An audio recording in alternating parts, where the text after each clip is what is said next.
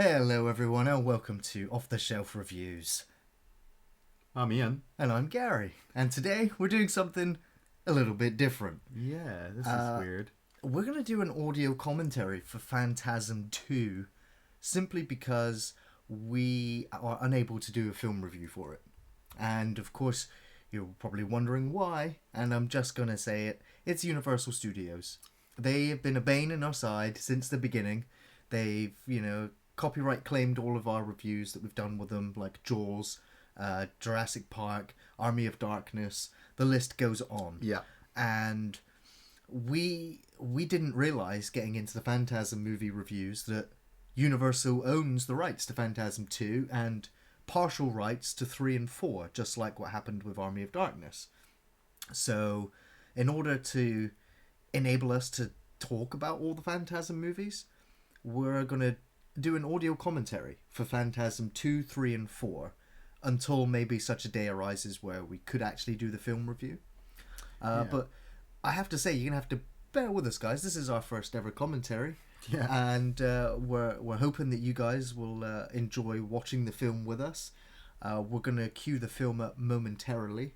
And hopefully you guys enjoy what we have to say about the film.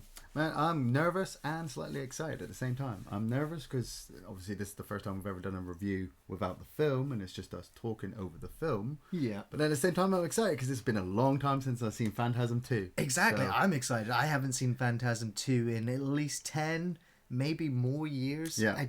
So I can't... I just remember that it's the one that's most talked about. It is the fan favourite of the franchise.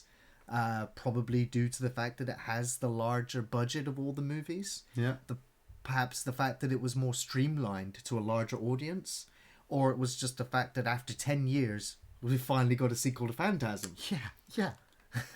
Okay, so without further ado, we're about to start the film from the beginning and pressing play now.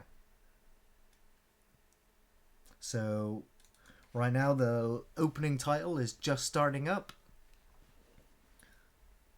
That ominous music. Very ominous music. We're stepping into the Phantasm realm now.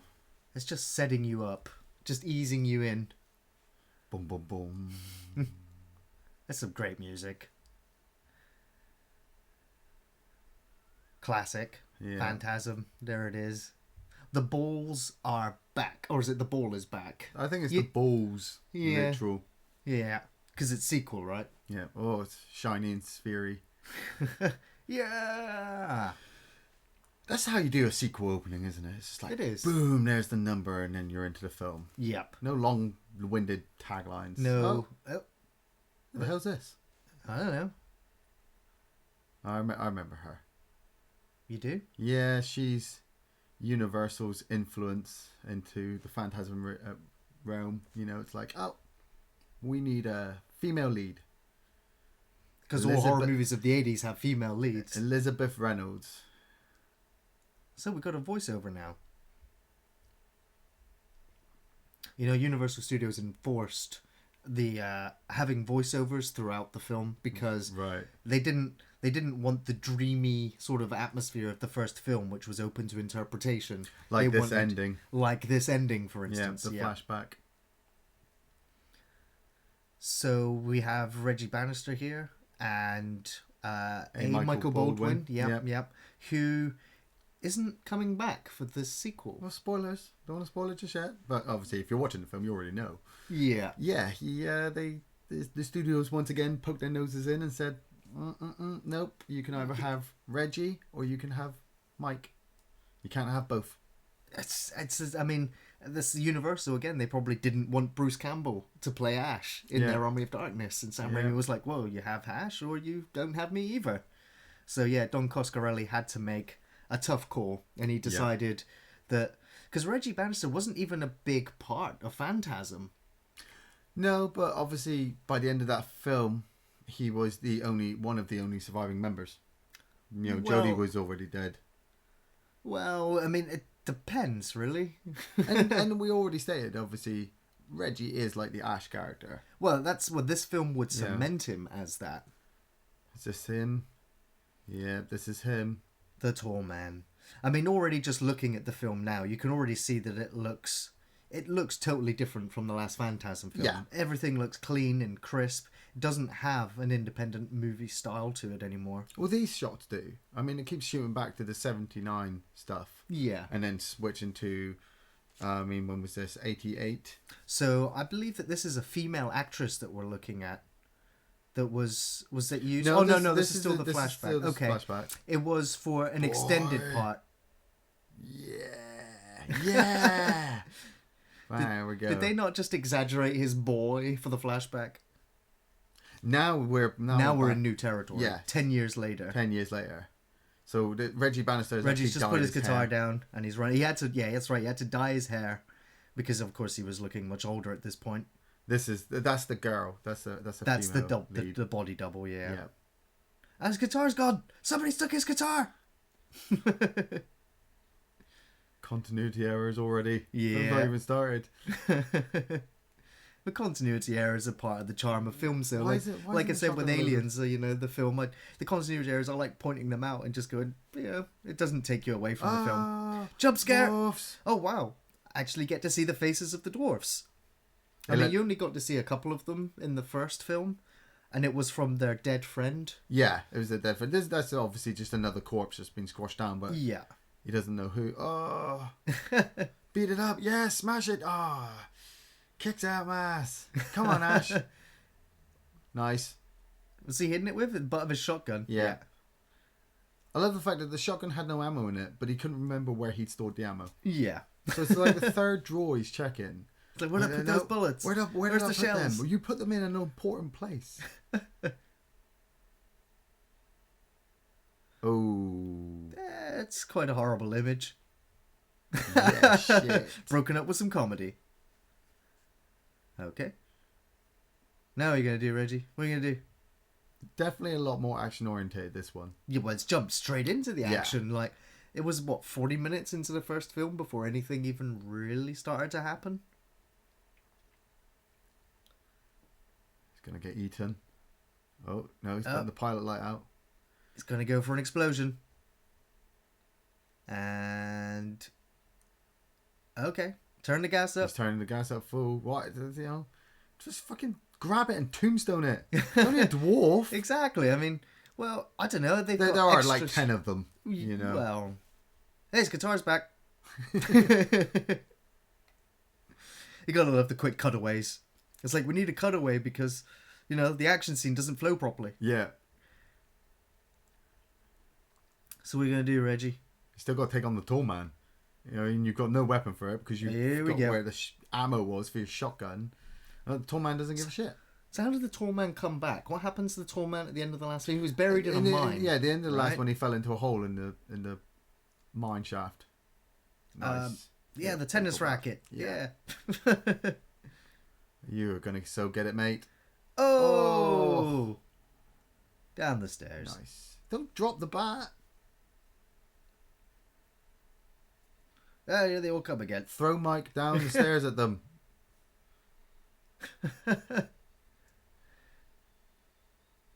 Wow, jump out the second floor window and survive. I just love the cartoony scream he gave. Yeah. And ready for it, wait for it. Boom! Nice. Oh. Cool slow motion walk from the tall man there. Yeah. So that's not actually a miniature. That's actually a house. That's actually a house that they were going to build a highway or a motorway through this area. So all the houses were going to be destroyed anyway. So they actually purchased the building, I think, for like $200 or $300 from California State, and they promised to remove the building once. Yeah, once it'd been blown up. Once they'd blown it up. Well, and then of course they blew it up and removed the remains, and now there's a road going right through where that house used to be. So she's just basically explaining that the tall man is coming close to her town, and as he's moving across America, he's squashing all the bodies. Yeah. And literally leaving them empty. Well, it would leaving seem the town like empty, I'm afraid. the town that he was in the first town, it would seem like he'd been there for a long time, though. Yeah, there was a flash for that. But you didn't get you didn't. I mean, you got the idea that he travelled from town to town, but I don't think she actually drew all those pictures. You don't think so? No, I don't think she's detailed enough to do those pictures. Where did she get that book from? Oh, it's her book. Oh, okay. But I reckon I don't believe the actress. Oh, drew the okay. face. Oh, right. And there we have James LaGrosse, ladies and gentlemen, not a Michael Baldwin, returning to play Mike. James LaGrosse, you might remember from Point Break. That's about it. I remember him from Ally McBeal. Oh God, that's a horrible memory then. Well, I enjoyed the show when I watched it at the time. See, when this film came out, I just went with this. Yeah. You know, after watching the first one, not understanding what really happened. had happened, yeah. Going into Phantasm 2, when they gave me him, at first I was like, but then I got over it quite quickly because it was kind of a thing that they were doing with movies. Yeah, well, you know, actors being swapped out. Yeah, but most of the time it was because actors didn't want to reprise their role. Well, this is it. Whereas this was a case of Universal going, we've got a new up-and-coming actor, this is a new franchise property, this is going to be his train to stardom. Yeah. And from what I can tell, as we've said, A. Michael Baldwin really, really resents this film. Yeah, I think he would go on to say that this film is unnameable to him. He doesn't even want to remember it or talk about it, because I could only imagine how upset it must be to know that your character is being portrayed by a new actor and that a studio doesn't want your involvement in it because you are not a studio trained actor. Yeah. You're just a friend of a director. Yeah. So I'm getting Friday the 13th Jason Lives flashes here. Oh, so they just conveniently both turned up at the same graveyard, the same night, exactly the same time. Mike's just been released from a psychiatric ward. Right. And I think that's Jodie's corpse. And which is empty, of course. No, that's somebody else. He's just digging corpses up at the moment. Oh, so he knows that the tall man is here. He's here, yeah. Yeah, but it's a Phantasm movie. That's what's supposed to be happening.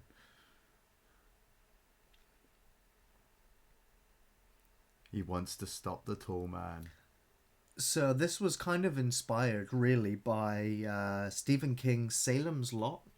Because the book is about vampires, and the priest sort of coming to terms with vampires and then hunting them down and killing the head vampire, and at the end he's on a road trip essentially going around America killing out vampires. Yeah.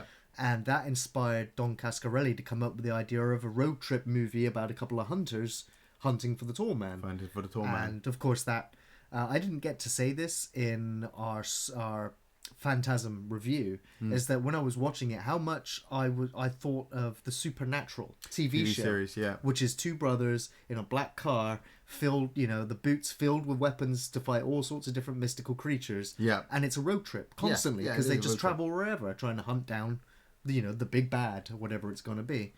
And so I guess the Supernatural can also take its inspiration from this film massively.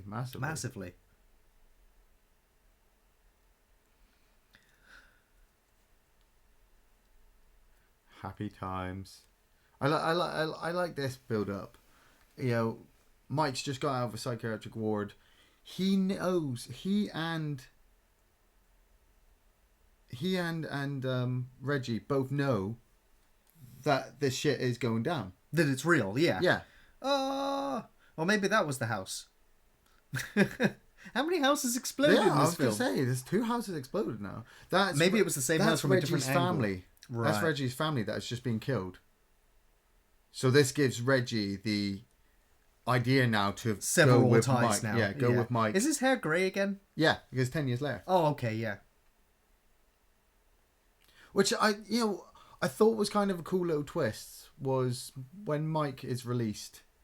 He's like, "Come on, we gotta go fight the tall man," and Reggie's like, "No, I've got a family. I've got to get back to them."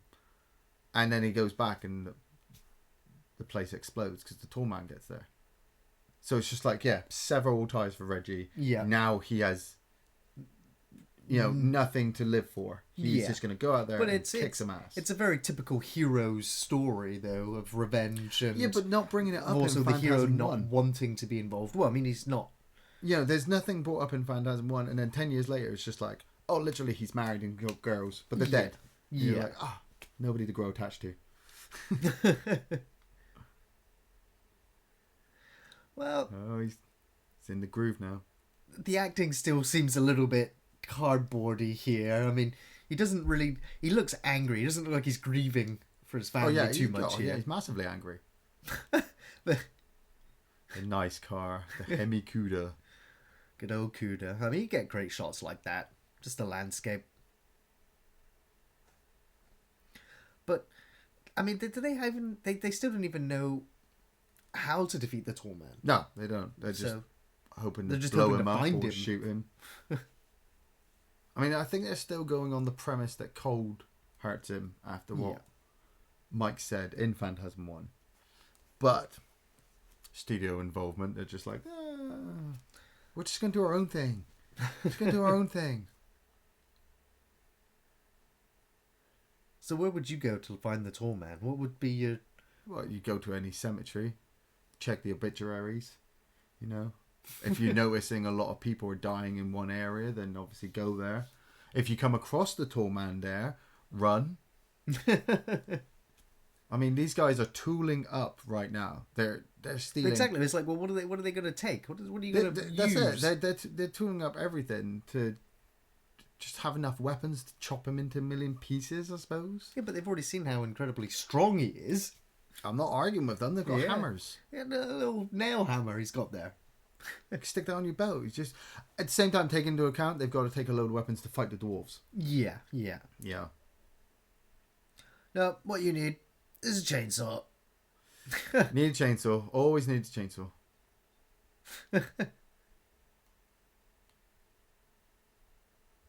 Yep, got a good feel for that chainsaw. Is chainsaw now, if not the most iconic horror movie weapon?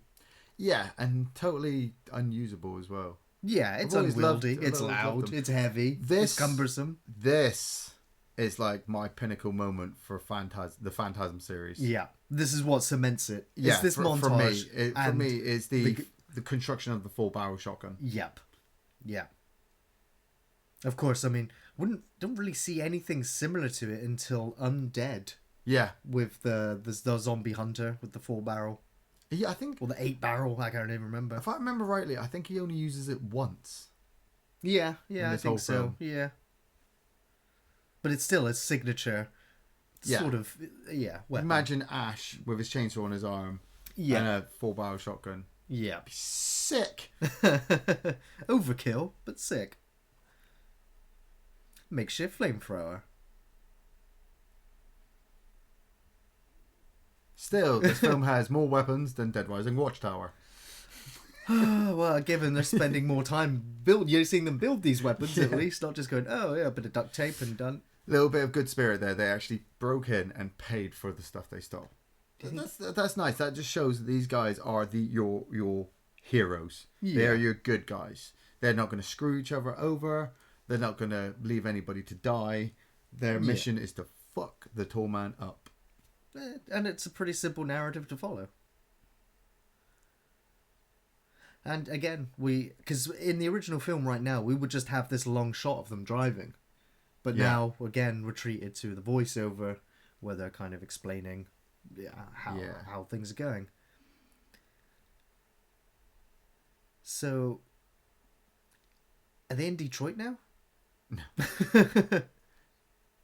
No, this is something they started to bring in with the films, that the Tall Man was moving from town to small town, emptying them of killing the people, emptying them of corpses, and then moving on to the next. Right. Nobody could stop him because he's pretty much unstoppable. And small towns like this obviously go out of business. Yeah. Quite easy. So just to clarify, these corporate America corpses that he's taking. Yeah. They are corpses, right? They are dead. So he is reanimating them as well. So, how come he needs fresh corpses? What's wrong with the other corpses? Would they just not survive the mutation process? Well, you never see him actually take anything other than fresh corpses. Yeah. That's a brilliant shot. I do love that shot. That's nice, yeah. But obviously you can still see that So some many graves graveyards. some graves have been untouched. I suppose he does something to them. He obviously, when he crushes them down, he must inject them with something that reanimates them into dwarfs, into slaves. Yeah, probably doesn't work on just skeletons. No. Yeah, let's tool up. Get your guns, Power get your drill. drills, get your ropes. A fucking giant 4-barrel shotgun. It's a scene like this that you sort of expect, the end of the movie to be. Yeah. Already locked and loaded. Which, I mean, they're walking in toting, and we're only, half hour into the movie? If that. And it just makes you go, right, if they go in there and kick ass, it's just going to be one long kick ass all the way to the end of the film. But they're going up against the tall man, and tall man's probably going to kick their ass.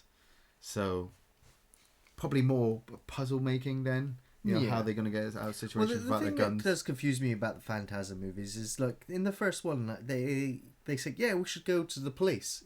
We should go see the sheriff. And they never bother anymore with trying to get any of the authorities involved, despite these huge things happening to all these towns. Yeah. I mean, obviously we brought that up in the first movie. They get distracted by something, and then they decide it's just going to be them. I suppose this is the case as well, because who's going to believe you if you go to somebody and say the local mortician is crushing corpses? Yeah. And turning them into zombies and taking them to an alien planet? You'll get locked up. Yeah. Which you'll end up in an asylum as well. Which just means that the tall man will be able to get away with what he wants to do. Yeah. But even if you did convince the police and you got them involved and they turned up with a SWAT team and a tank, 20 quid, the tall man still beats them. Well, yeah. I expect so. But still, I just want to see that. I just want to know how the authorities kind of dealt with what does happen later on in the Phantasm franchise. They get crushed. Yeah, totally. They get crushed and killed. The tall man takes them all out and then probably replaces them. So I can understand now why the Catholic Church had some issues with the film, especially when we're seeing crosses, bloodied crosses with chains and barbed wire all over them. Yeah. I think Pinhead would probably blush at a sight like that. Would you rather be taken by the tall man and crushed into a dwarf? Yeah. Or taken technically you're already dead to a by then, Cenobite so... hell? Because if you're taken to hell, you're kind of forever tortured. I don't know. It's a tough one, isn't it? Well, I mean, you could eventually evolve into the form of a Cenobite. Yeah. Which could be pretty badass. Yeah. But, I mean, the Hellraiser one's more of a corruption of the soul, where this one is just literally, you're dead. Yeah. And your body is corrupted. Yeah. They don't retain any of their memories, personality, or anything from when they were alive. It is just a husk. Is that a woman? That is a woman, isn't it? I think so, yeah. But how do you sign up for that? We need you to be a corpse. Just lie there perfectly still. But I'm an actress. I'm a performer. You play dead. Yeah. I suppose that's a brilliant performance, though, is playing dead. Because I mean, if she's holding her breath, she's holding it very well. Yes. Why are you getting distracted by the jars, Mike? The tall man's around here. You should be on guard all the time. Are they allowed to leave corpses just lying out like that? Don't they not cover them up? Or the town is destroyed. Didn't you see it? They just rode into the town as dead. Well, how did that body get there? Somebody brought it in. Somebody travelling through that they've captured. Strange noises. What's going to happen? The corpse is going to get back up. Oh, it's gone. Cold. Yeah, the whole face. The whole face he pulled was like surprise. But she's not undergone dwarven transformation, or was he just hallucinating naked dead? I don't know. He totally. That was just a filler scene. That was. It's like he's our main guy. We just need him. Do you think to... it was Don Cascarelli trying to bring in his dreamy sort of horror nature without Yeah, being spotted by Universal. That could work. That is close to his face. Now we're getting back into typical horror. 80s style horror. 80s We've style already had it. With him, mise en scene here. with him the walking around cobwebs. that room. Yeah. Yeah. Now he's walking into the basement and it's like, there's something in here. Quietly. Okay. You'd shoot it. I'd shoot it. I'd give it a warning shot. Well, just to be sure. Yeah. They're told to fuck. They know what they're dealing with. Yeah. But they're still like Yeah, but nervously moving up. But it's the first time they've had to encounter them in what, 10 years, is it? And what? And reveal. Oh, well, that's a good job they didn't decide to flamethrower it or blast it straight away. What has he done to you? So what happened to the girls from the first film that got away? Or they didn't get away? Oh, it was a dream. It was all a dream. Remember, it was a dream. He didn't really go to those places. Oh, we've got something moving underneath the... Oh, yummy. Oh. Is that Freddy Krueger? That is kick-ass. It is Freddy Krueger. Come east. Burn it. Yeah. That's a How really you deal cool with that? monster looking effect. Kind of reminds you of The Thing. Man, flamethrowers always remind me of The Thing. Oh, of course. He knew. So who was that girl? Was that... That's Liz. Okay. That's the psychic girl. Right. Keep up. I'm trying to. But it was like, well, who's Liz then? How is she? Is she dead? Or she just had all these scenes with her? And No, she wasn't dead. Obviously, Reggie just explained that they keep coming across towns like that, and that was the worst one. Worst calling card that the tall man has left them. Right. Which was obviously psychologically fucking with their heads. Yeah. That's Liz there, and this is her grandma, and the grandma's husband has just died. So how did the fake Liz get there? It was the tall man. But, well, I guess the tall man can shapeshift. Yeah. The tall man can pretty much fucking... At the moment, in Phantasm 2, the tall man can do pretty much whatever the fuck he wants. If he wants to leave you a corpse that looks like one of your closest friends who's been psychically sending you messages, yeah, and you're going to find her and his face crawls out of her back, he can do that. It gives him kind of unlimited power, really, doesn't it? Pretty much. Yeah. I mean, Superman would have a tough fight fighting the tall man. Well... Especially if the tall man calls in multiple ones of him from a different universe. True. That is Father Myers. And the priest.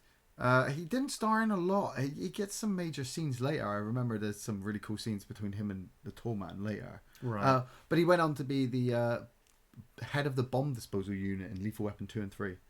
I remember watching Lethal Weapon 3 and I'm like, I know your face. I just don't remember where from. I'm waiting for him to turn around so I can see him properly. It's probably about the best you'll get at the moment. Yeah. He's turning. Turn back. I think his name's Kenneth Tiger. Okay. He doesn't look like a very approachable, trustworthy person. Do priests ever look like trustworthy people? No. The Undertaker guys, they look nervous. Well, they look weird. Mullets. It's the 80s. I love the 80s. See, this was a popular family. Yeah.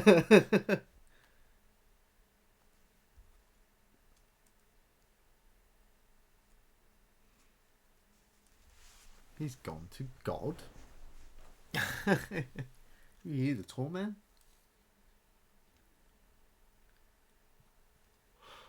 This is a lot of extra character development. Well, yeah, it's straight away taken away from the chase now, the hunt. Yeah, the first one was missing this. Again, this is all more stuff that Universal wanted to cram in. Yeah, okay. Hey, sis, There's a giant man outside the house wanting to take Grandma's body and crush it into a dwarf. Can you come and help me out? Did you know that Brad Pitt auditioned for the role of Mike? Could you imagine the Phantasm series if Brad Pitt had continued to reprise the role of Mike? Actually, I'm finding it hard to imagine the Phantasm series with Brad Pitt in Phantasm 2 and then not in the others. Yeah. And A. Michael Baldwin coming back and trying to Be Brad Pitt. Brad Pitt's role. Well, I mean, of course you had, what was he called from Nightmare on Elm Street? Johnny Depp. Johnny Depp, yeah. But of course his character wasn't, a big part, was killed off anyway. See, now we're following Liz, and she's kind of just doing the stuff that was happening in the first one. She's a very pretty face. I mean, she's wandered into Did she the mausoleum. continue on into any other movies? Did her career ever... I don't think it really took off No. massively. See, it very much reminds me of Hellraiser 2 with the blonde girl in that one. Yeah. It was like, where did this character come from? Yeah. Does she ever turn up again in any of the movies? Nope. See, they've got this psychic connection. Yeah. It's just weird blonde female characters turning up with psychic connections. Yeah. Put your hand in a box, Mike. We need to find more sequels where just a blonde girl turns up with a psychic connection to the characters. Every sequel should have a blonde girl psychic connection.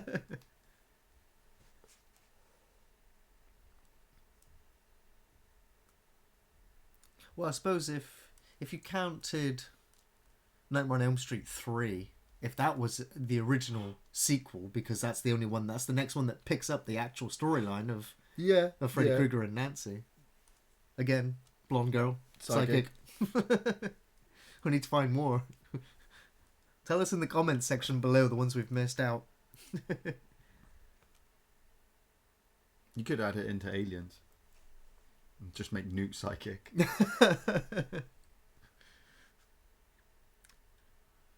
You'll see him soon, Grandmama.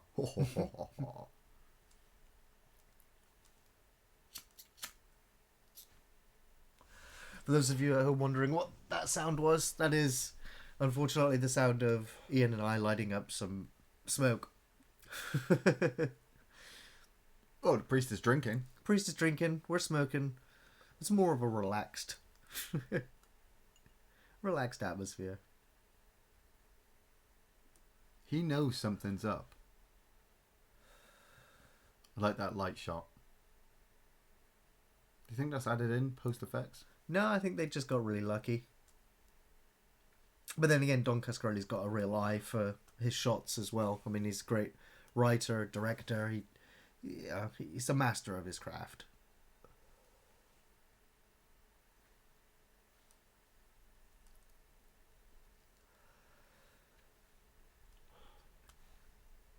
And I'm still wondering where Reggie and Mike are. I mean, They're travelling. They're travelling to get the girl. Yeah. In 10 years, the tall man's travelled a very long way. So does this priest aware of what's been going on? Yeah, And he's trying to stop these corpses from being able to... Yeah. He's desecrating the grandpa's corpse so it can't be brought back. Oh. It's a bizarre angle. If this was nowadays, she'd have had her phone out recording that on YouTube. Yep. You know what I loved about Phantasm 1, and again this one here, is the fake mausoleums. Like, for instance, now you've got the sound echoing, Yeah. you've got all of, just the lighting of it, the look of it, and it's just a fake set. Yeah. It's just plaster walls that have just been coated to look like they're made of marble, and it looks like a real building. And it was made so cheaply as well. I always love these no dialogue shots. It's just... Why would you go near that? Don't go near that. Well, It's steaming. what do they do? Cook it first? Oh. Just like the first one. Just like the first one, yep. He actually has a lot more screen time and a lot more lines of dialogue in this film, which is great for Angus Scrimm. Nice. It's gross. That's a hell of a shot just for him. Yellow goo. So we already had the yellow goo in it. Was that other priest sort of? Embalming fluid, I suppose. Yeah, yeah. Maybe there's some. Maybe that's it. Maybe there's something in the embalming fluid that transmorphicates the corpses. Is transmorphicate a word? I'm just gonna make it up. Yeah. Transmodification. I don't know. Yeah. Sounds like a better word. So will we ever find out what happened to the psychic lady from the previous film? No. And her daughter? No. No. The daughter died in the first film. True. You see her wander into Yeah. Morningside and then she screams. But the grandmother, I suppose she got turned into a dwarf. Most likely, yeah.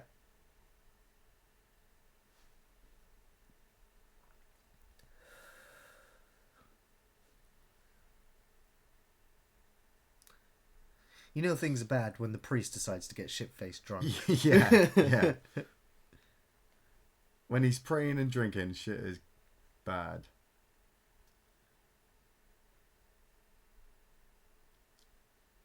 So of course we talked about how action-orientated the film is at the beginning. Yeah. And I forgot that there were these slow, tense horror build-ups. It's just kind of, explaining another town. What the tall... It's kind of explaining what the tall man's been doing. Yeah. Where he's been going into towns. Well, it's still playing with the mystery right now, so that if you're a first-timer coming into this film, you've had all the recap stuff at the beginning. Yeah. And now this is essentially almost a remake Yeah. of the first film in that And regard. that's what eased me in and allowed me to go back and watch the first one again. Yeah, because I watched the Phantasm movies totally out of order. I watched the third one, then the second one, then the fourth one, and then many years later watched the first one when we did we did a From Dusk Till Dawn movie marathon. Yeah. And I threw Phantasm into the mix. And it was about 20 minutes into the film when everyone had left the viewing area and gone into the dining room and started yapping and talking and drinking and doing other things. And it wasn't until the next film came on that everyone came back to sit and watch what was coming on next. But Phantasm 1 held nobody's attention throughout the film. Not in a big group viewing sort of environment. Yeah. And that is perhaps due to its art house nature or the fact that it is so dreamlike. It's you've got to be a fan to sit through it first. You've got to be a fan. But again, once you've then seen Phantasm 2, 3 and 4, you want to go back and watch the first one again because it makes sense now. Yeah. Whereas, all the mystery, you're aware of it. Especially, obviously, with this film, just as we said at the beginning, just bringing Phantasm to a bigger audience. Wake up, Grandma. You're about to die. Sorry, spoilers. We see the old lady die. And this is Phantasm. They're not afraid of killing kids or grandparents. I'm sure an animal dies. Well, I've seen Dog Cascarelli's Bubba Hotep. Yeah. He's got no problem killing off old people.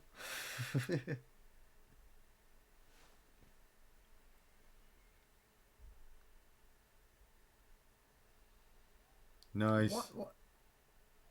But he hasn't been dwarfied yet.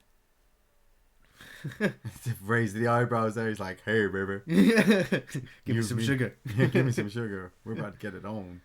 So what happened there? Did the tall man's dwarfs make a mistake? No, the tall man probably decided to send the grandfather after them because he knows that the girl is psychic and she's leading Mike to this situation. So the tall man actually knows absolutely everything that's going to happen and what's going on and has multiple contingency plans. Right. I'm just guessing. Dream sequence.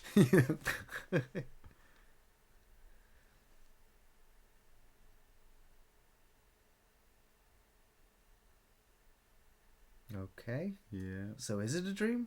Isn't it a dream? Partial dream. The music would suggest it is. The fact that he's in and out of consciousness would suggest it is. He looks like he's so high. 80 star. Who's that? Well, I'm going to say she looks like the corpse that he passed in the mortuary. What gave you that idea? The fact that the flash came up. She's the hitchhiker, if I remember rightly. Obviously, she was hitchhiking. Everyone's noticed that.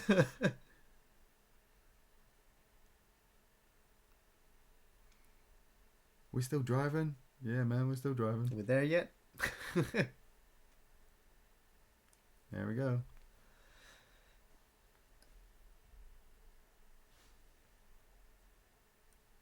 Alchemy.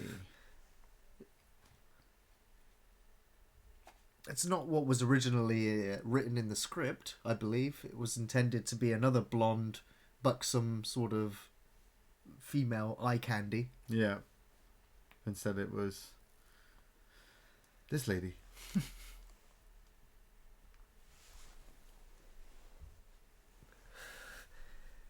Reg. Your wife and kids have been dead for about a week. And now you're picking up strange, attractive hitchhikers.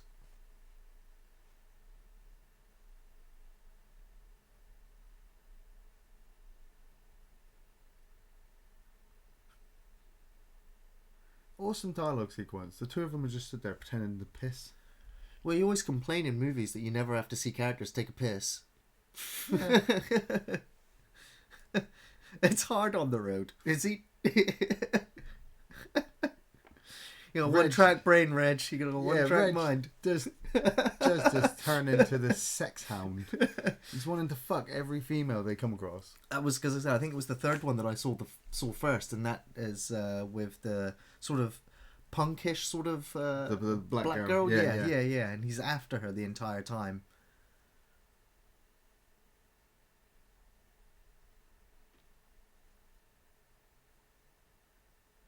Paragord. And as simple as that, they're off. I do love how casual these guys are, though. Whenever they seem to meet a new character, it's just like, yeah, come with us. Yeah, what are we doing? Oh, we're facing this, This interdimensional alien tall man mortician who squashes people's corpses. No, you're fine with that? Oh, okay, no, that's fine. And then something happens. Yeah. And they just move on to the next character and they do the exact same thing. And I'm like, stop talking to people. Whenever people get involved, something bad happens. So they need more fodder. Yeah. Oh, where's Grandma?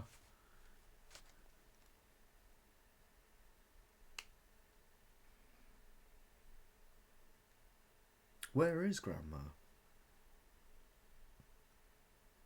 Oh, she's not in bed. So do you reckon the dwarfs took him there and laid him in the... I'm just trying to You're trying to plan this all out, aren't you? You're trying to realistically plan out how the dwarfs snuck into their house and took everything and left the needle there. Teleporters. He's got those... Yeah, I know he's got interdimensional teleporters, but does he doesn't have teleporters set up for each state that he wants to go to next, does he? Dude, seriously, he rides around in from his what hearse, we've seen right? up to this point, the tall man can literally walk into somebody's house and hide in a bedroom and wait for them to come in before... Or was that corpse the tall man? No, the corpse... Was the tall man pretending to be her corpse? Yeah? I'm going to say yeah.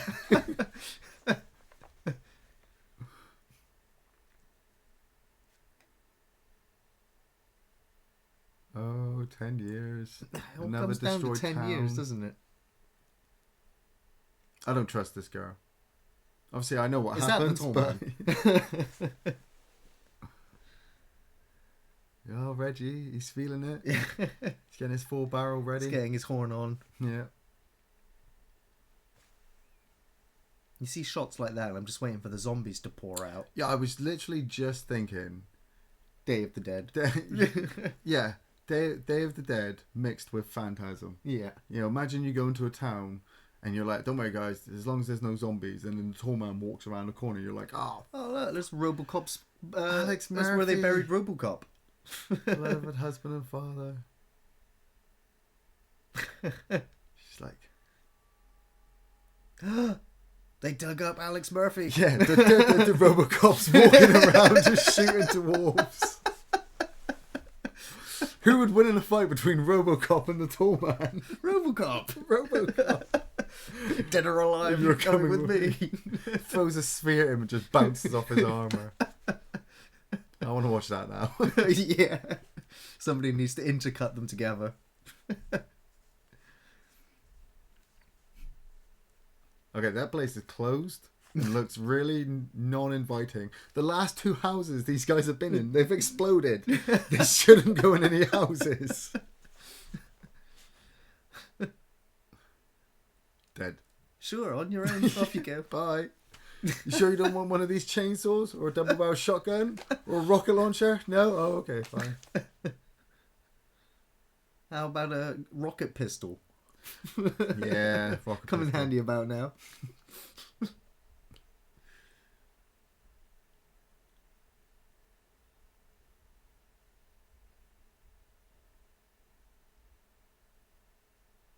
But wouldn't you get the sense of whatever has happened here they've missed? Yeah. I think they're a bit late. I don't think this is Liz's town.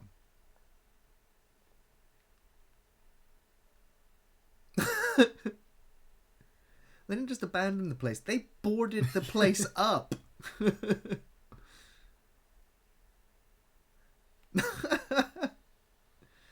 Yeah, we're men with chainsaws.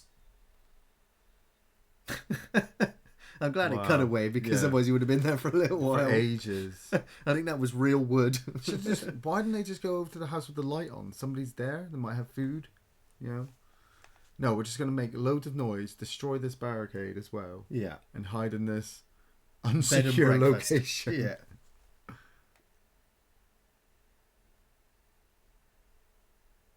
Haven't got a chainsaw? Can't get in? Oh, no. Well, the classic Phantasm score creeping in there with some new additions to it.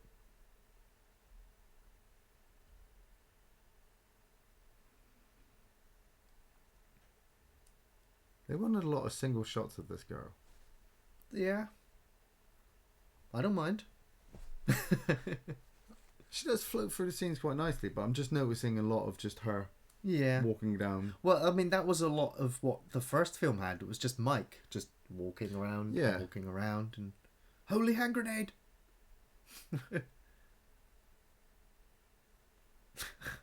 Nice.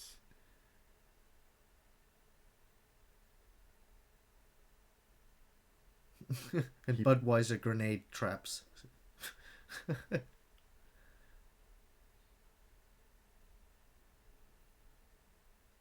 Okay, don't open that door.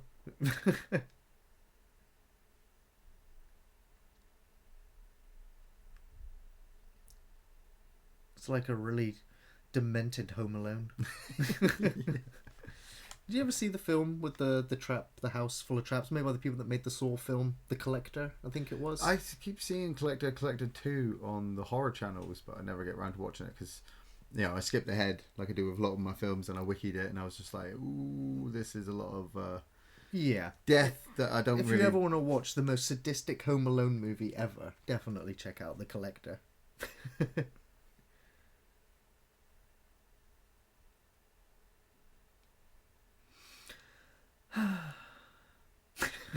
Yeah, just watching her float from scene to scene. Just... Ow.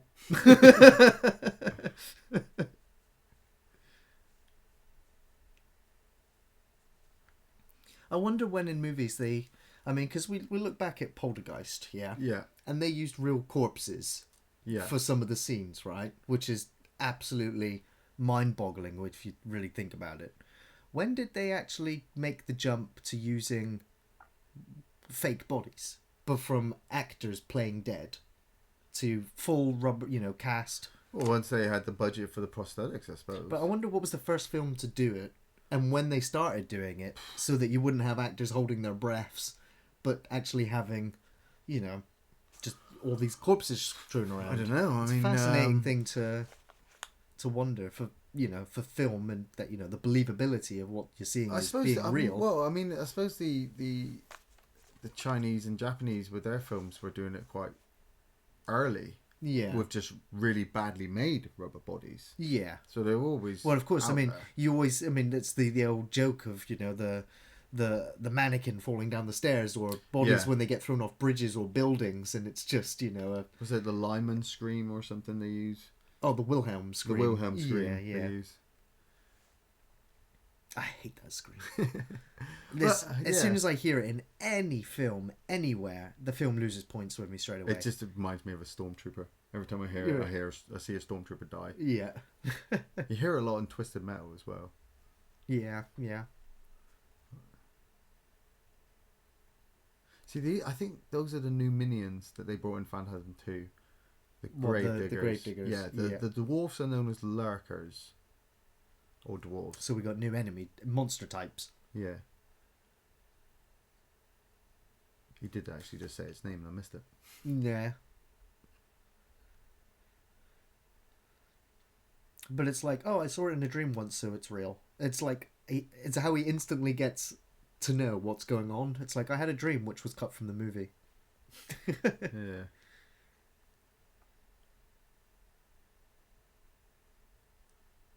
See, now you got me thinking, what are those things? The grave diggers. Yeah. You know, because obviously... Are they brainwashed humans? Yeah, the Tall Man has this massive army of now. dwarves and sentient minions who walk around, and he's got the spheres. You know, he's literally nigh on unstoppable. Okay. With this extra shit. So where are the rest of the tall men? Are there tall ladies? What? Well, how is there only one tall man? And then an entire planet of dwarves and slaves. This is what it's I'm like, saying. what happened to his... Is he like... Where did this entity come from? It's like, does he have an entire planet of tall men? That's it. Like, and so what is his... What did he construct first? What is it? What does he spheres? actually look like? Because I'm guessing the tall man himself, because he can turn into whatever he wants to. Yeah, because he's a shapeshifter. This is just a form. Is it just a form? So what is his true form? Godlike. Godlike. Well, I mean, faceless. How big is he? Just an end? Is he like Cthulhu size? Well, I'd imagine that his shapeshifting is in relation to his mass as it is, because I don't think he can shapeshift into a T-Rex or anything. That'd be awesome. Because he's relative to his size, so I don't think he can turn into anything too small either. Why would you open the box?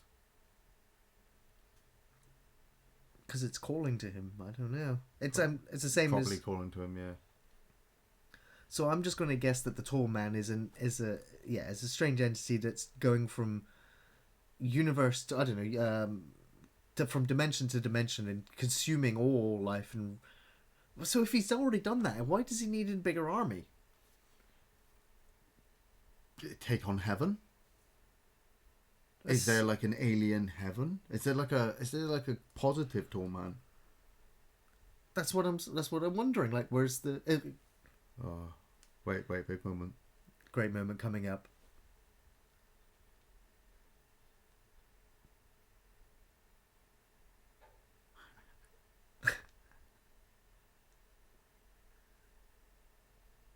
So how is the tall man able to do that? He's psychic. He's psychic. Well, we know he's Magneto? psychic, but this is not psychic powers. Was it telekinetic or? I mean, because technically that chain wouldn't even be strong enough, really. It would have snapped by now. You think, yeah.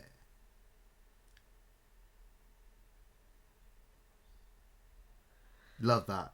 You know, that's basically when you die, we take your corpses, and we do what the fuck we want. But what does he do with all the corpses that he doesn't take? Do they go to heaven? He gives them to the armies of doom and lets them use them in the future to come back through time. Is he acknowledging there that heaven is real? Or is he just mocking them for believing in an afterlife? He's mocking them. Oh, yeah.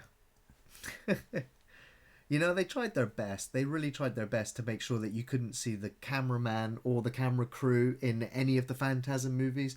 But as an experienced photographer, yeah, I can tell you now that if you ever want to take something, take a photo of a reflective surface, especially a spherical one, like a fucking sphere or a ball, yeah, you will never be able to achieve that.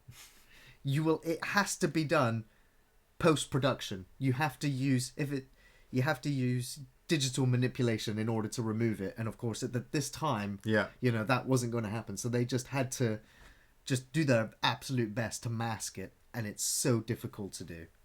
So I still forgive these films for being able to see camera and crew within those spheres. Here we go. Oh man, you're so dead. Fantastically, they've got a lot better movement. Oh, They also have predator vision mode. Damn. Nice. Here we go. Love it. Oh. It still has the same problem that the first film had when you see these static shots and it just... I don't know. It just does... I love it. I love it. I fucking love it. Oh, boom. Nice. I love that. It's still going. Do you think he's pissing himself? Probably. But I don't think Universal would let it fly.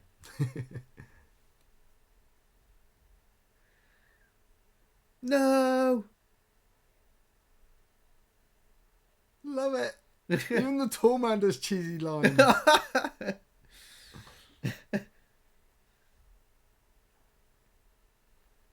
Cheesy 80s line. Is that all he needed to do? Yeah. Oh, here he's sending his one dwarf. He's sending his one dwarf in. Oh, it's a grandma. Ah!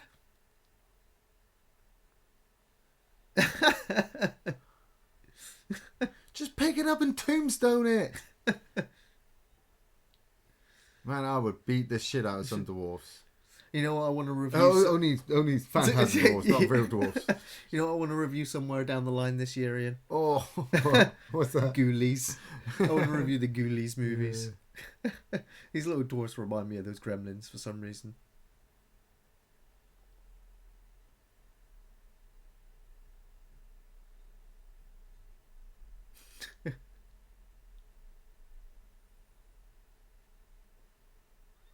Oh no. Don't want to be there. Oh. Nice. The big link up. Michael, I've missed you. Oh, we're just going to make out. I've been in love with you my whole life. Well, apparently this film had a few sex scenes with these two characters, which were all cut from the film. Do you imagine... They probably would have just done it right there in that open grave, and then Reggie would have turned up. I don't actually see... But what was he already doing in there with the gas mask on? Why did he have the gas mask on pretending to be... They just come and kill the gravedigger. Okay, so he was pretending to be a gravedigger. Yeah, to hide among them. In the grave. Yeah. That she would happen to fall into. Well, it's just lucky that she fell into it. But it's all been planned out by the tall man anyway to hook them up. Yeah. So he gets them all together and then he can kill them. But I'm not actually seeing much difference if they didn't have a Michael Baldwin. I'm sure there's a better way of starting the fire. He's just got to show it off. I don't think he needs to impress her anymore.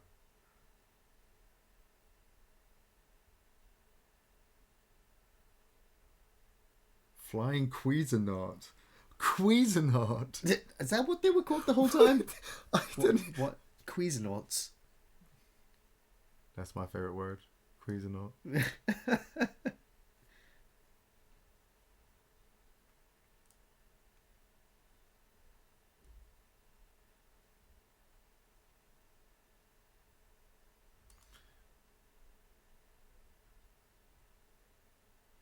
Yeah, you guys are just having a family moment now.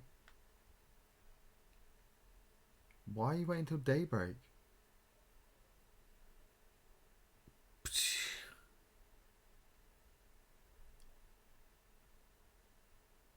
But they're surrounded by the tall man and his minions. They are where they finally wanted to be. They found him, and now they're like, "Yeah, let's get out of here." Yeah. Wait a minute. Go sleep. Mike and you built the flamethrower not to face the tall man, but to perchance that you can start a fireplace fire with it. Yeah. Okay. Awesome.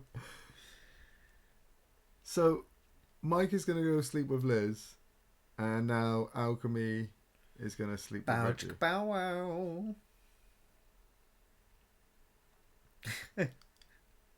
This is a bad idea, guys. A bad idea. Yeah, but it's an 80s horror movie. It is an 80s horror movie, I know. They've got to learn. But looking back at it now, I'm just like, hold on. You guys are surrounded by the tall man, his minions. The town is unsecure.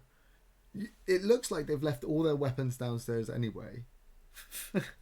And they're just going to sleep. Yeah. Where they know they have bad dreams. Yeah.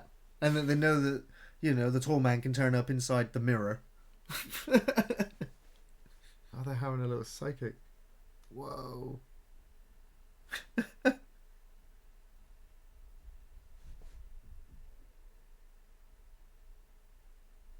What? What?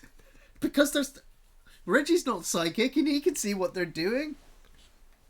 Why does the tall man if the tall man wanted her, he had her in a flicking neck hold, a choke hold, just a few minutes ago. Does she know about the dimensional gateways? Because he had to explain to her about the dwarfs, but she's been following the tall man and she's been following Mike in right. his life story. Okay. Don Cascarelli comedy, I suppose. In. Yeah. Reggie's having his moment. Well, he doesn't really seem to be enjoying it too much. No. Interestingly, Reggie Bannister's wife, actual real life wife, had to turn up on the set during the production of this sequence to make sure that nothing too racy would happen. So I can only imagine her in the corner watching as this plays out.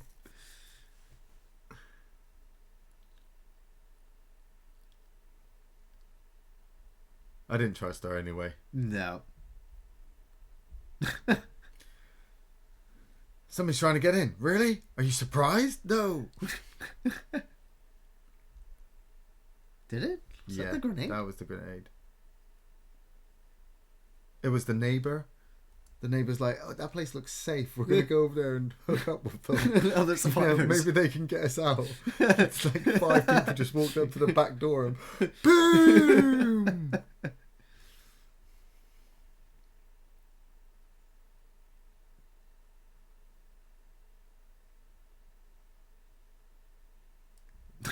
Yeah. What did you think was going to happen? I'll go back to bed. What?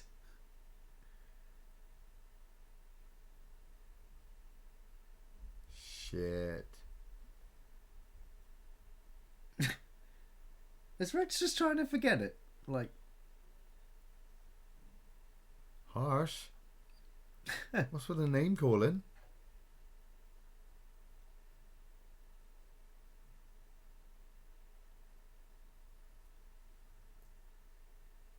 So this is where they're deciding whether to run now or not. Yeah. Don't be such a pussy, Mike. Seriously.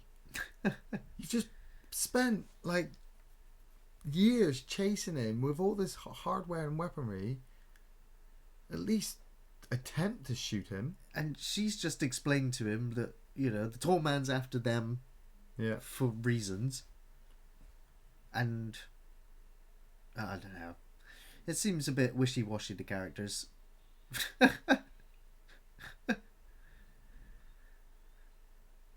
Again, I gotta ask, was the tall man just waiting at that one window? Yeah, he was. She will be along here soon. It's like, why didn't he just go for that opportunity? Just break in, grab her anyway. Come on, let's just completely forget about Alchemy, who's still in bed, naked.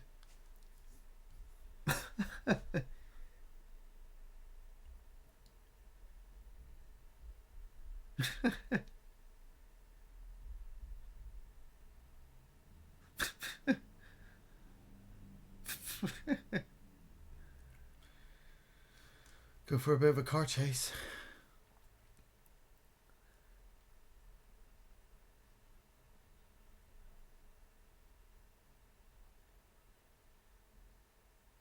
This feels so forced. Yeah.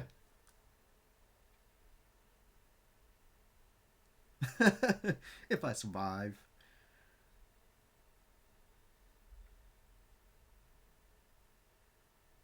So there's people depending on us. One of them's just been captured, and we're just going to tell the other one to go off To on get her out own. of town. Because they know how well that's going to go. This whole sequence has gone brilliantly, I think. Let's just go to bed, everybody. Okay. Shit's kicked off. You know? What did they expect? It's like you said about the whole calling the cops thing. Wait a minute. Yeah. Were they... for whatever reason, I got the idea that they were on the first floor of the building, right? Yeah. Because they came down the stairs to investigate. Yeah. The tall blonde girl was Yeah. on the first floor, right? Yeah. And the tall man turned up outside our window. Yeah, on a little balcony bit. He was on a balcony bit. I was going to say, how did he get up there? Yeah.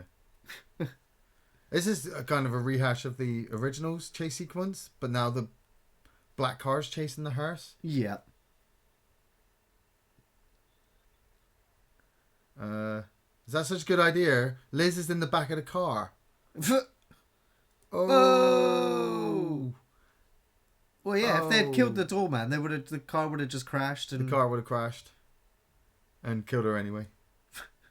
I don't understand why the tall man let her go. Just to go and grab her and bring her back again.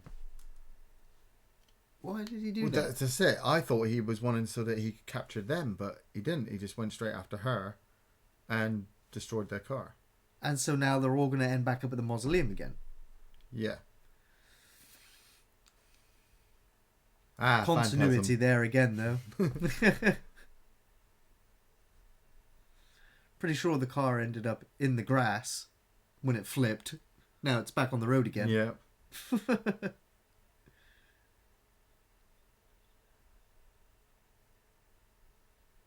Seatbelts save lives. Yeah, I think that's probably going to explode. That could actually explode.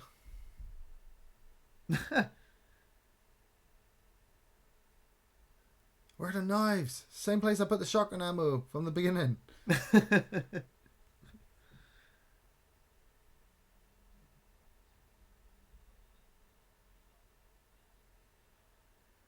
Camaraderie right there. Yeah, here we go. You got about 4 seconds. In movie time, so yep. it's like 4, 4. 3, 2, 1. There you go. That's how you count it Yes, down okay, in movie films. time, yeah. Movie time is worked out by shots. Yeah, 1 second equates to 5.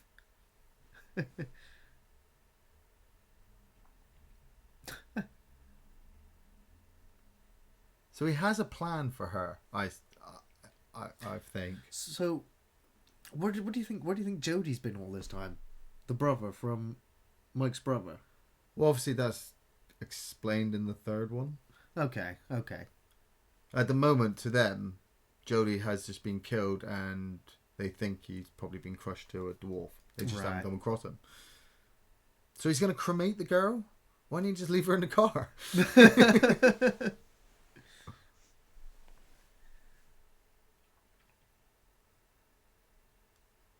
Okay.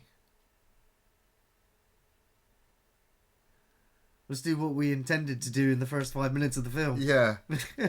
He's But for reals this time. Yeah, he's fully made me realise that going to sleep was a bad idea.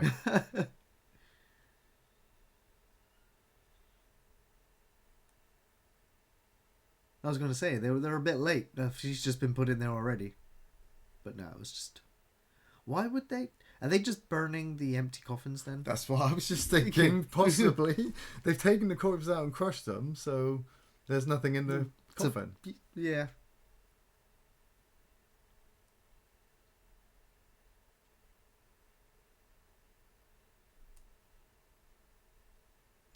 Okay. Cleanliness is next to godliness. Yep.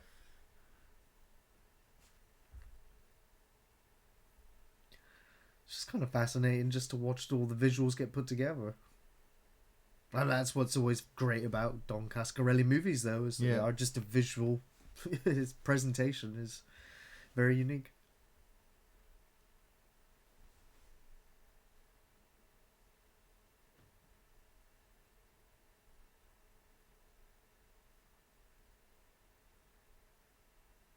Is there any point in being He's like, quiet, I'm glad I guys? brought this drill. The tall man's just taking out your car only like 10 feet up the road. And he knows you're coming, so you might as well just go in there, balls blazing.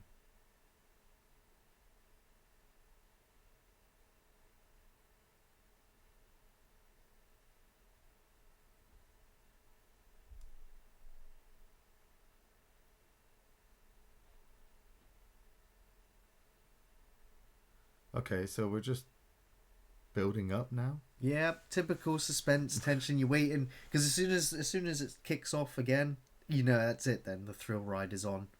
Because one of the issues I have with this film is that he carries that full barrel all the way through Yeah, and then just uses it once. yeah, and he's strapped with all the ammo. But He's got like 2 bandoliers of. I always imagine though that because of the way it's designed, it only has one shot Yeah, because it must damage the barrels at the end. yeah. I don't know if that would work.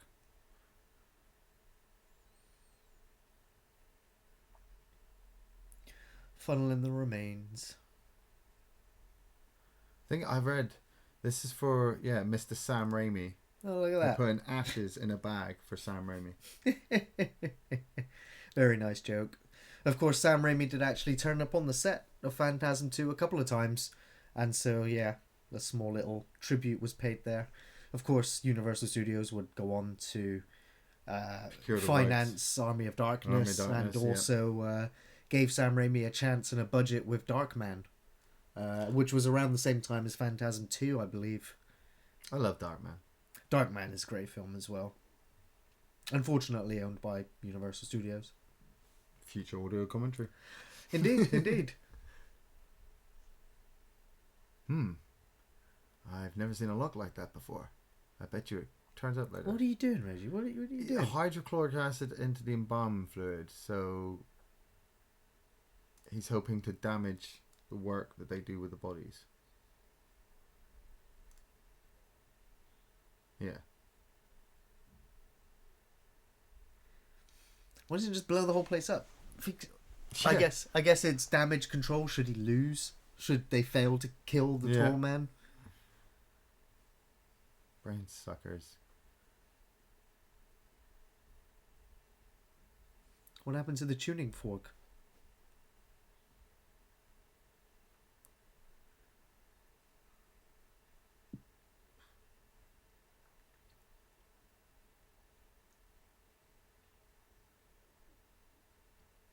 As cool as these guys are, they have absolutely no idea what they're doing and they're just winging it. They are totally winging it. Look at this. They're splitting up. Why would you split up? Wouldn't it be better to work in as a pair? I know you're trying to find her quicker, but... Well, they are kind of running out of time. But... she's got psychic powers. She's probably going to... That's why she's not nervous at all. You know, hit him in the head with like a bowling ball or something.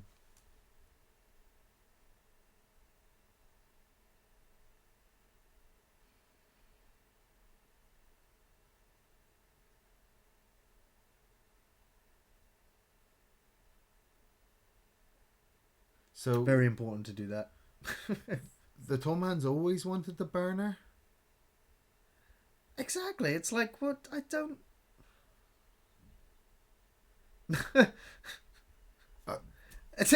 Yeah, dramatic. Oh, I'm gonna twist. So your now head instead off. of just putting you in the furnace, yeah, I'm just gonna... Oh, nice. He's actually emoting. He's screaming in pain. Yeah. He didn't like being hit in the balls. Okay. So was he alive? Was he dead? Was he brainwashed? Was he...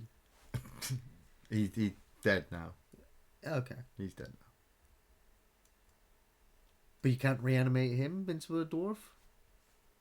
If there's anything left, those fires Yeah. burn yeah. everything down to ash.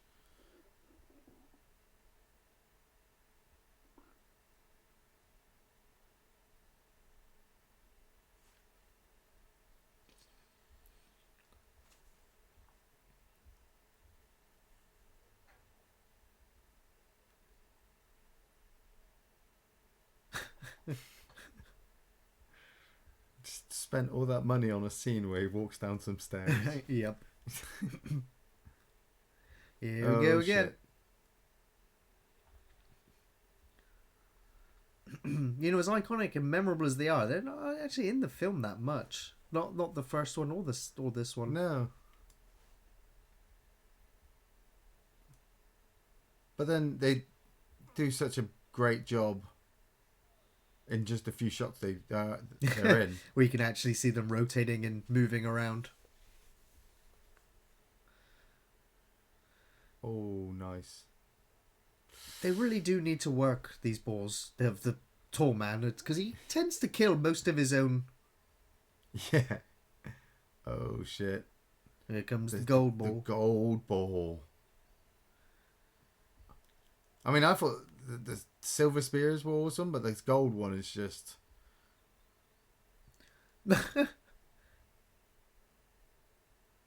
And it sees the other two in the corner there, and it's still like, no, I'm gonna go for the bodyguard. Oh no, no, it's changed. I think Don Coscarelli got the kind of idea for them from a Philip K. Dick novel, which I think later got adapted into Screamers, which would also have RoboCop actor. Yeah, Weller. Yeah, but you know, it's the whole robotic designed killing machine. Which is so small but so deadly as well. Reg, really?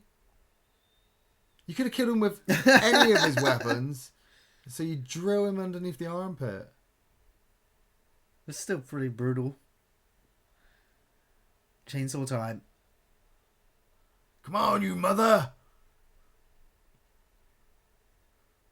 Fine. Oh, yeah. I got the daddy chainsaw. Fight sequence. Now I remember why I love this film so much. I don't question anything after I see two guys fight with chainsaws. I lost count of how many games I've played where there were chainsaw wielding psychopaths chasing you. Resident Evil. Yeah. Oh. Ball's still on the move.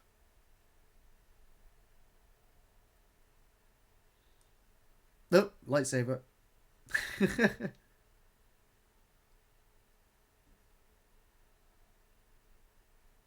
I think the gold balls are upgraded.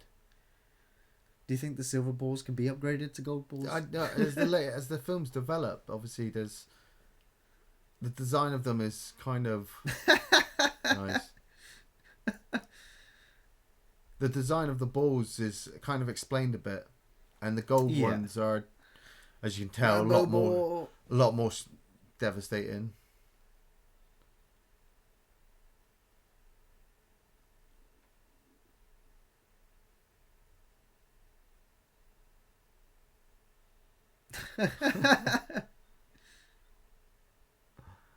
He's still alive. 2 hands, Mike. God gave you 2 hands. Really?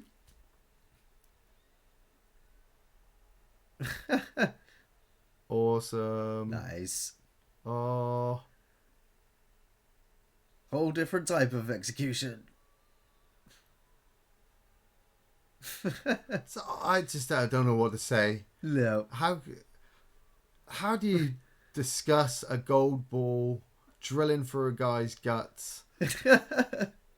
Strong enough that it's able to actually pick him up as well. It's like Jaws all over again. Oh. It's moving up his body through his throat.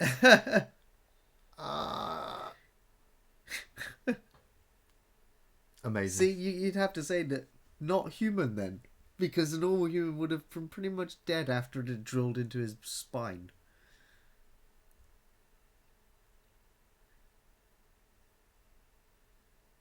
Yeah, shoot it. Just shoot it now. Shoot it now. Shoot it now. Shoot it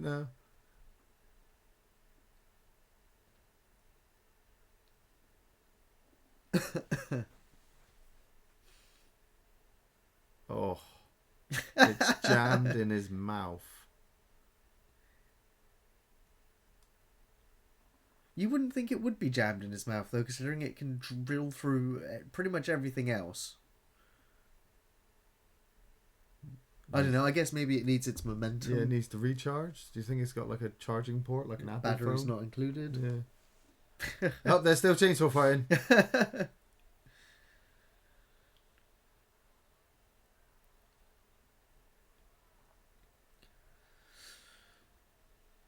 I think it's also pretty impressive that Reggie does all of his own stunts throughout the film. Yeah. Except for a couple of scenes here in this chainsaw fight.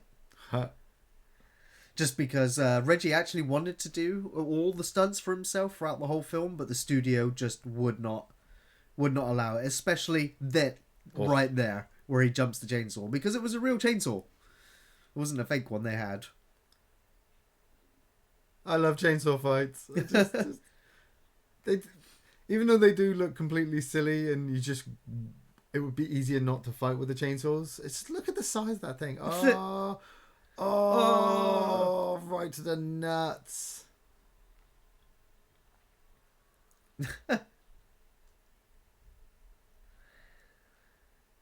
You know, I will take being taken to a hell dimension by Pinhead and or being crushed and taken by the tall man over taking a chainsaw to the nuts. Here it comes. The one scene where he actually uses the shotgun.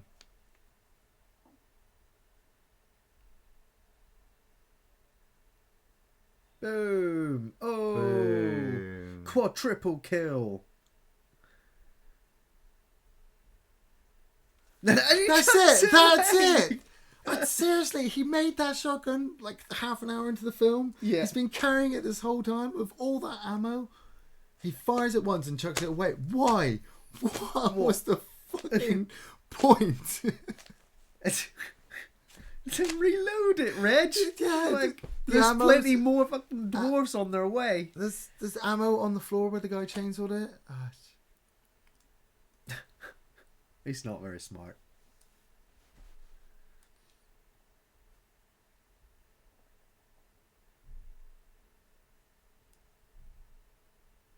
So that ball also got stuck there. Yeah.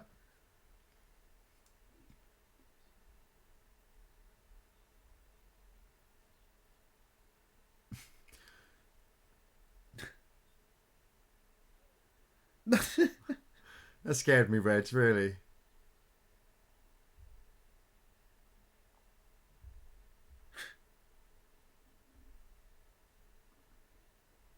So the spheres become... He just said that it stopped because it's attached to flesh. Yeah. But the other one kept going once... Was still trying to drill through the guy's mouth. Yeah. I guess maybe it was... I don't know. I suppose if you think of the silver spheres as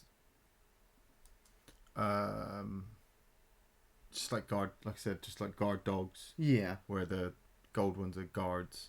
You know, once they latch on the flesh, like they kind of shut down. Yeah. Wait to be removed and used again. Yeah. The gold ones Would just keep going, maybe? will still just keep going, but that one has probably used up a lot of energy because it drove through a couple of doors, through a couple of walls, shot some lasers, drove through a guy's body. Yeah. And now it's just like, I just need to cut through a little bit, and I can't.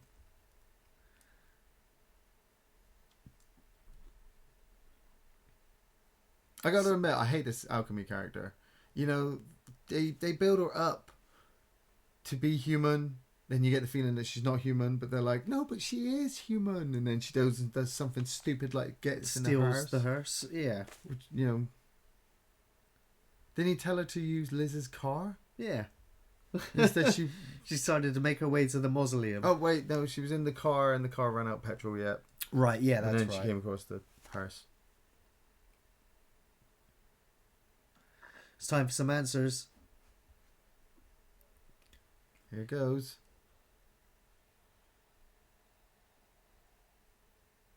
And there's the tuning forks. But all the barrels are gone.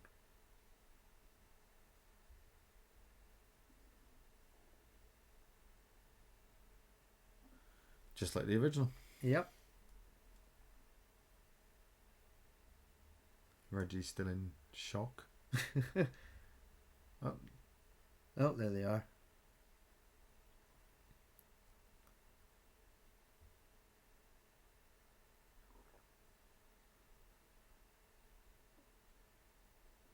I thought they were all docile or asleep in those barrels. yeah, come on, guys. Why are we messing around? Oh, Of course. nice. Backhand. It's like, no, don't want you. Oh. Save him from the other universe. Ah, hook the feet. So what are you going to do this time? This is the third time you have her, tall Yeah. man. Ah, just love that view. Yeah.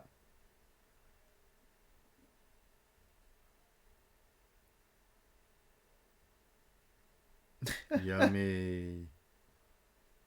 So, do they just come up out of their barrels when they get to this world, or where do they get their ropes from? Given it by the head dwarf. But that would explain, obviously, the gravity, the way that those guys are like that, where they can't stand it. If they did attempt to stand, they'd probably get Yeah. crushed. So if you squash them down, then after a while, their body get used to Yeah. it, and they're able to get up.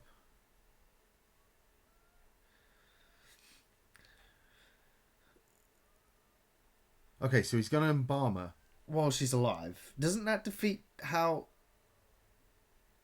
I don't even know. I think the tall man knows what he wants. Yeah, give us a kiss. Who was that? Was that the priest?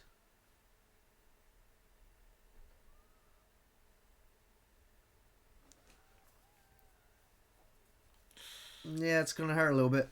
Oh, That's a big ass pipe. Action hero time. suck on this. Oh, See what I? Nice. What's one of the spheres doing? It's automatic. master. It's just automatic. It'll fly at anything in Drew. It's a bit of a pretty terrible failsafe you have there, tall man. Not Oh. so much. He can see. He just he's just Oh. crushed it in his grip. Uh, Oh, yummy. Ah, give us a kiss. What the tall man? What are you doing?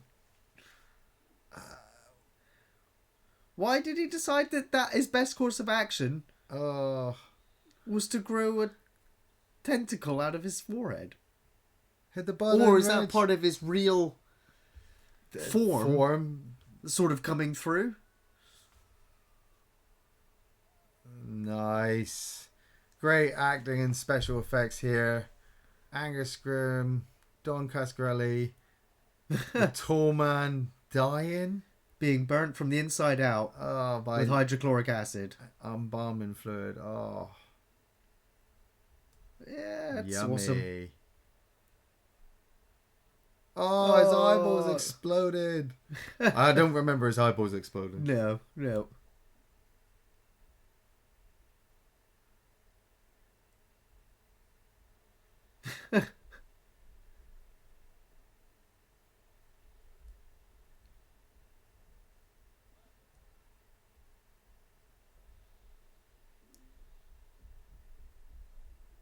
Okay, torch everything. Job done. Tall man's dead. The interdimensional gate is still opened, I suppose. Oh, timing.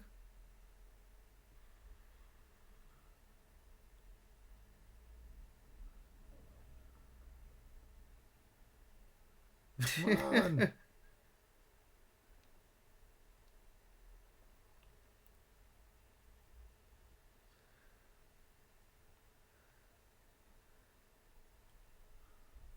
Almost Woohoo! too easy. Yeah! Almost too easy. We survived an 80s horror movie, guys!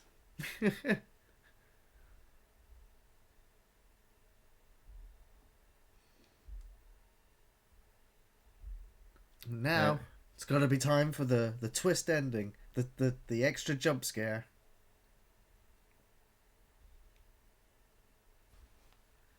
Oh, go for the obvious trick.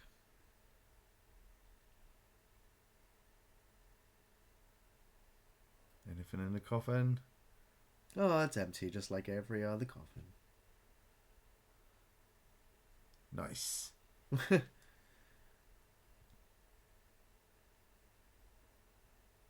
Oh, some privacy.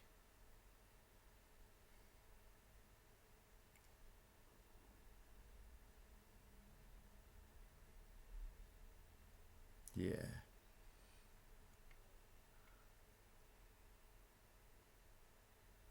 Oh. Well, Told you. She's such a stupid character, really. yeah, I just so She's always been a zombie or got turned at some point. or Reggie, where is he? Oh no. and now Reggie's dead again. Did they intend that to be? Just like the first one, like we said, Yeah. twist ending. And now the tall man's driving away yet again with.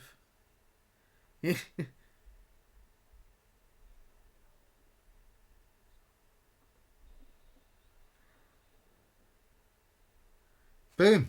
But it doesn't It make just any ends. sense. Just like so, Reggie's dead again, and now Mike has been taken by the tall man again. Yep, and Liz as well. I'm confused. I'm assuming that from the blood marker on the side of the tall man's head, he was alchemy. The whole time. Yeah, Yeah. I'm gonna say yeah. So how many versions of himself can he have existing at once? How many tall men are there? Millions. Are they all the same little planet of tall men? Yeah, probably. Wow. What was your favourite part? Phantasm 2, Ian? The full barrel shotgun. The full barrel shotgun, Yeah, the one quadruple moment, kill. the one moment he uses it. Yeah. Totally the best moment. And then he throws it away, and I'm like, oh, fine. So they do actually have Michael Baldwin credited there as young Mike. Yeah. Do you recommend Phantasm 2, Ian? Oh, totally. If you've just got through Phantasm 1, yeah, Phantasm 2. There are points where you're just like, this doesn't make any sense. Like we said, the sleeping moment, but then you get to the fun chainsaw fights, the full barrel kill, the tall man turned up, the whole sphere stuff. That just takes you back to Phantasm all over again. Yeah. I have to say, though, this film has not, for me, really stood the test of time. I'm a little bit disappointed with it, to be honest. It's not as good as I remember it. After rewatching the first one recently to review, Yeah. I enjoyed that one so much more than this one. And I think that was because of the dreamy nature of it, the fact that it was much more of a Don Coscarelli movie than this studio movie. But it just it's what brought Phantasm into the mainstream, but I don't know, it's the 80s one. Its pacing just seemed off. The characters' decisions just seemed really That's stupid. it. We just need to throw them into as many big action sequences as we can, but instead, while we're doing that, we're going to blow budget on a load of quietly built up fantasy elements of Phantasm actual storyline, and then when we get to the action sequences, they're just... Yeah. I mean, as a standalone film, I don't think it worked. Phantasm works as a whole set of films. Yeah. And I'm now, of course, curious to go and rewatch Phantasm 3 and 4. Yeah. Because obviously I've been asking all these questions in this review because it's questions that are coming to me as I'm watching the film as if it was the first time. Because I can't remember exactly what happens in Phantasm 3 and 4. Because once you've watched all four of them, you're like, well... what happened in the first one again? That's why we gotta watch it. And you end up in this strange sort of loop where you just keep going back and forth. Well, I just want to say thanks for listening, everyone. Our first audio commentary. We shall be back with a commentary for Phantasm 3. In the meantime, our film reviews are on Thursdays, games on Fridays, sequentials on Saturdays. You can find us on Facebook, Twitter, and Patreon. Catch Cool. you next time.